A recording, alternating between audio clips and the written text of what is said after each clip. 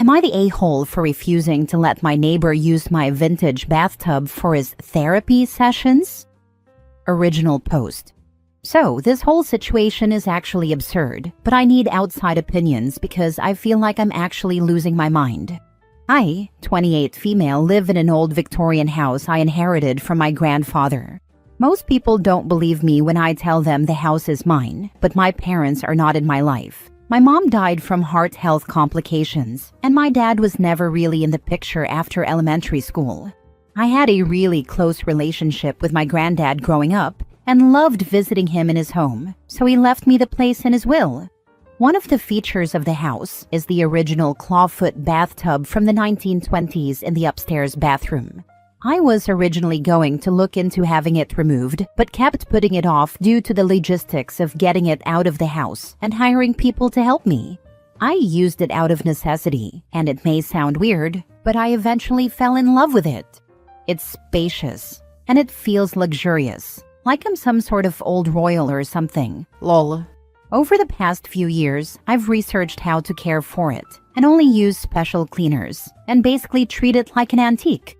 Enter my next-door neighbor Dennis, 50s male. Dennis is eccentric. He's into all these weird health trends, like grounding his feet in buckets of dirt for electrical balance, or drinking filtered water taken from our local pond because it has earth nutrients. I don't think he's a heavy drug user and doesn't have an actual mental disability, but he definitely has some mental issues. Lately, he's gotten into hydrotherapy, which apparently requires him to soak in cold water for extended periods to reset his nervous system.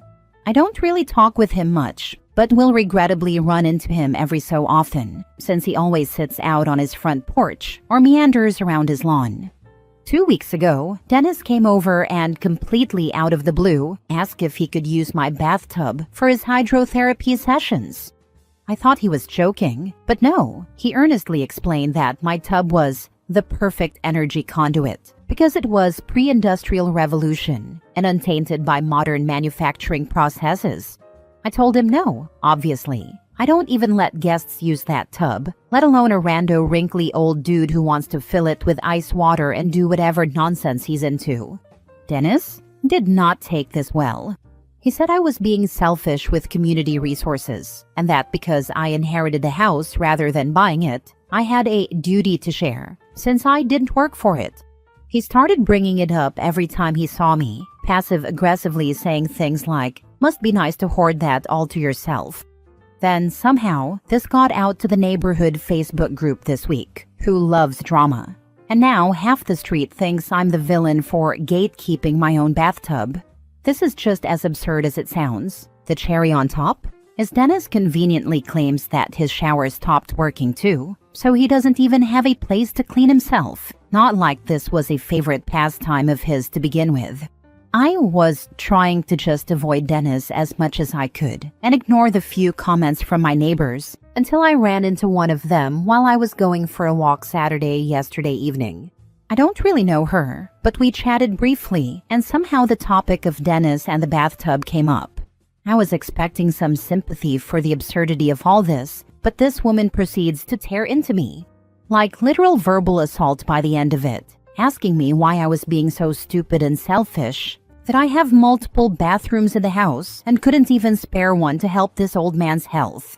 This morning I found a literal gift-wrapped bar of soap in my mailbox. There was no note or anything, but I assumed this was her insanely petty, passive-aggressive way of telling me to shove it. I do not want this man soaking in my tub. I do not care about his nervous system reset. But now I feel like I'm losing my mind because everyone around me is acting like I'm some kind of selfish monster. I get that some of the people in the neighborhood aren't keen on me living here, but I live by myself and work and go to school all day, and I'm genuinely starting to worry that I'm going to come home someday to find Dennis reclining in my tub. Am I the a-hole? Also, for anyone wondering how Dennis knew about the tub, he's lived here forever and helped my granddad do repairs back in the day, so he's seen the house. That said, he hasn't been in it. The house, not the bathtub, to my knowledge, in at least 15 years. Obviously not the a-hole. It's not a community resource, it's your home. Community resource is so freaking crazy. I cannot. Not the a-hole. So weirdo neighbor who is now suddenly into hydrotherapy. Seems only your bathtub will work for him since it's a pre-industrial revolution. Then Dennis can go find his own antique bathtub to use. Your granddad left the home to you, not the community crackpots and weirdos. I'd let the neighbors feel so passionately. They can help Dennis get his own tub. Not the a-hole. Tell your neighbors that you will not allow a mentally ill man into your house to get naked in your bathtub. Your final answer is, hell no. And the next step will be a restraining order. Make sure they make the connection that there's a mentally ill man demanding to get naked in the house of a young woman who lives alone and do strange things in your favorite bathtub. Make sure they understand how aggressively weird this makes them look. When he posts on Facebook, reply on FB so it's on record. I have told you no, repeatedly, that I will not allow you into my home to get naked. You are not entitled to get inside my home and take your clothes off. No means no. Stop harassing me. Stop telling my neighbors to pressure me to let you in my house.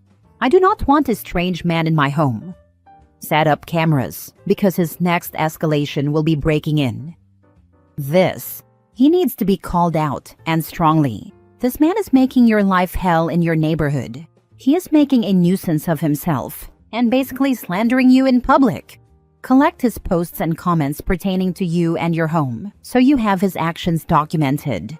If you can, make it clear on that platform that this is your property, your space, and it is not up for community use.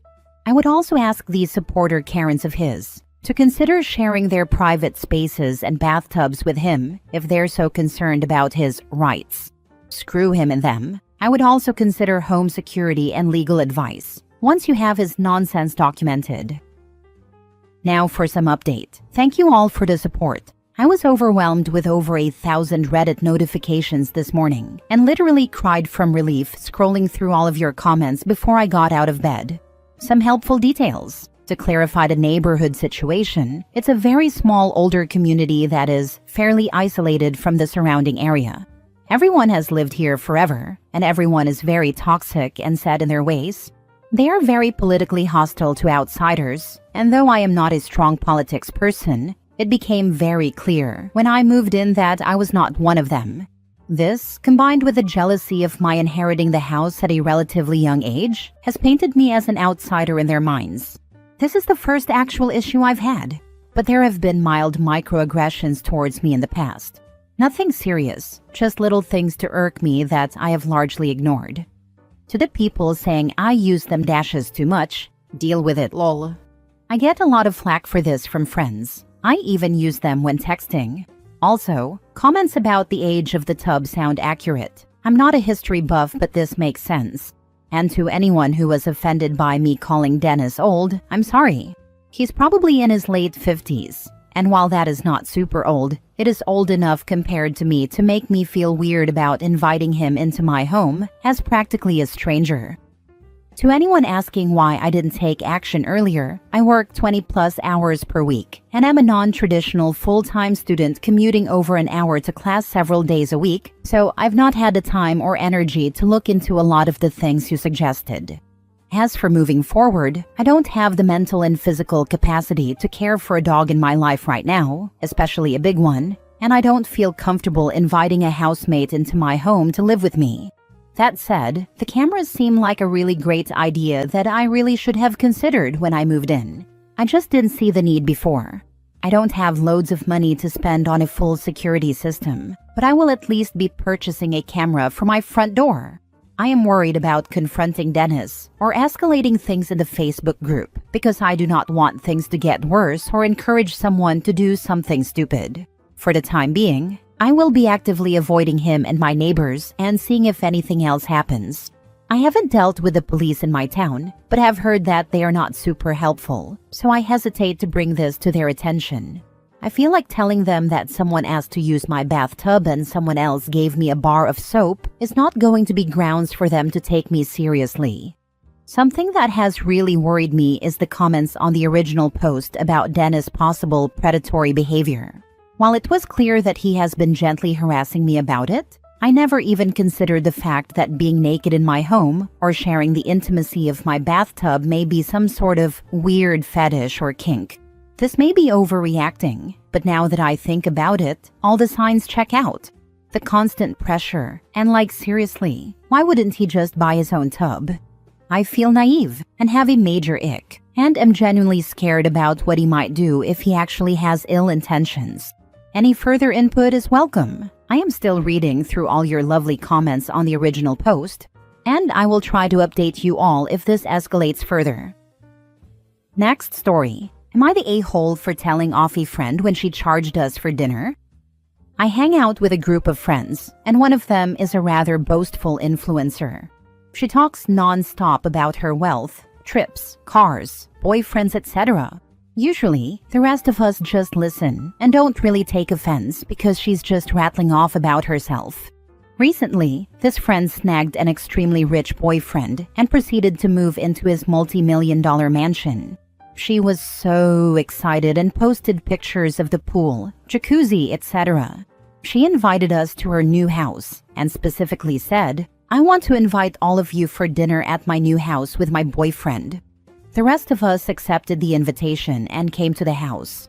All the wealth she talked about really existed, and her boyfriend was nice. He didn't stay throughout, as he had paperwork to finish in his room.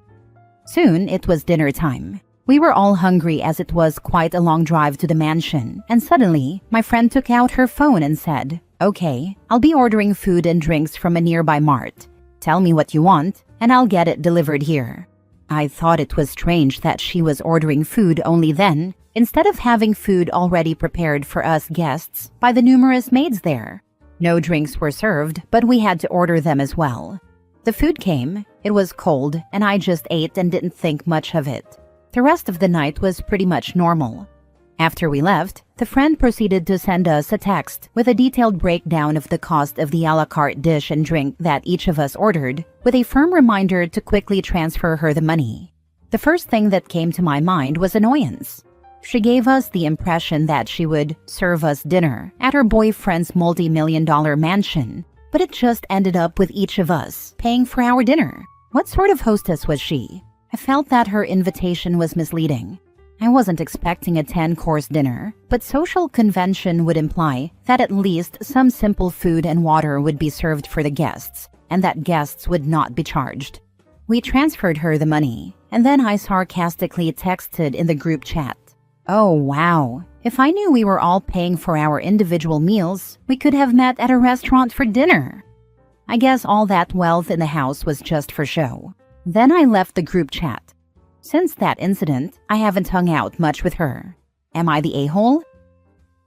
Not the a-hole. When you are invited for dinner at someone's house, it is assumed you will be served dinner. If the host is ordering out, they should inform you prior that you have to pay for your order. And that's what I would have said in the group chat before leaving and not paid her. How did the other guests feel about it? I would pay and never talk to her again. Small cost for knowing who she really is. I would advise all my friends to do the same. I only say I would pay, so that she has zero reason to ever talk to me again. No, you owe me money texts. Just a clean break. Good luck with your new sad life. You are actually not enough of an a-hole. You can do better. Agreed. Out her to her new rich friends. If she's an influencer, out her on social media. Last story. Am I the a-hole for feeding my daughter's softball team junk at our sleepover? I, 35 female, have 3 children, all enrolled in extracurriculars. My oldest daughter, who's 13, plays softball and has for years. I live in a smaller town, so I know the other girls' parents, and we are well acquainted. I even consider a few of them friends. We take turns having big, huge sleepovers for the girls at our homes, and this weekend it was my daughter's turn. We had never discussed what we should and should not feed the girls, just allergies and such, so I didn't think there were any rules. My other child is also in sports, and I have never had complaints about this either. I've hosted these sleepovers before, just not this season yet, and there are a few mothers who are newer parents to the team. Anyway, I bought the girls pizza and breadsticks, and offered pink or regular lemonade for dinner. I also had a lot of snacks, mostly chips, but I did bake some brownies as well. The next morning, I just got a lot of Dunkin' Donuts. It's 15 girls I'm feeding, so I figured it was easiest because these types of things feed a lot of children. My children don't normally eat like this either. I was just excited for the first sleepover at our house this season. Anyway, I've gotten some complaints from the newer moms in our group chat. They said I shouldn't be loading their children up on sugar and junk food, and how their kids don't eat like that at home. I replied that it was a sleepover. It was supposed to be a fun event for the girls. So what was the big deal? That offended them. They accused me of undermining their parenting and said their daughters wouldn't be coming to my daughter's sleepovers anymore unless I decided to feed them better food. This caused an argument because, like I said, no one has ever mentioned what we should feed the children at these sleepovers, and there were never any rules. I thought it was fair game. I reiterated that it was just fun food. It was a slumber party, and a few of the other parents agreed with me. A few hours later, that mother replied in the group chat that her daughter would no longer be coming to any events at my home since I couldn't see that fun food was just a different word for junk. Then she called me a lousy mother for feeding children that and left the group chat. Am I the a-hole? Has she hosted yet? What do the other moms that have been around the block serve when it's their turn? I've heard pizza before as well, and I know one of the dads grilled hot dogs and hamburgers. I'm not sure about the rest. No, she hasn't hosted yet. When she does host, don't send your daughter, and I doubt some other girls will attend either. She will spend that time telling your daughter things that could lead to an unhealthy relationship with food. I'm gonna go with not the a-hole here. These moms never communicated any dietary restrictions to you, and as a parent, that's their responsibility if they're letting someone else look after their child for a night. And honestly, you're correct. Sleepovers are supposed to be fun. These are supposed to be bonding activities for the team, and stuff like this is supposed to be a treat. Also, you're feeding 15 children. I don't blame you for taking the easy option of pizza and chips. Maybe you shouldn't have argued with them and simply said you'd provide different options in the future for the girls, but what's done is done now. Not the a-hole. This seems like typical food for a softball party, especially when it's one household feeding the entire team. If I sent my kid to a sleepover like this is exactly how I'd expect them to eat. It's one night. It's not going to do harm. Take this from a parent who obsesses over my kids, getting enough fruit and veggies. Sometimes eating healthy just isn't realistic given the situation. Kudos to you for being a nice mom by letting all these teenagers into your home and getting them all food. Right, like, is she supposed to spend hours in the kitchen cooking for that many kids? Pizza is classic for a softball party. Maybe she could have had a veggie tray. But let's be real, the kids won't be reaching for that. Let them have some unhealthy food sometimes. To me, that's a healthy mindset about food. It's good to have balance.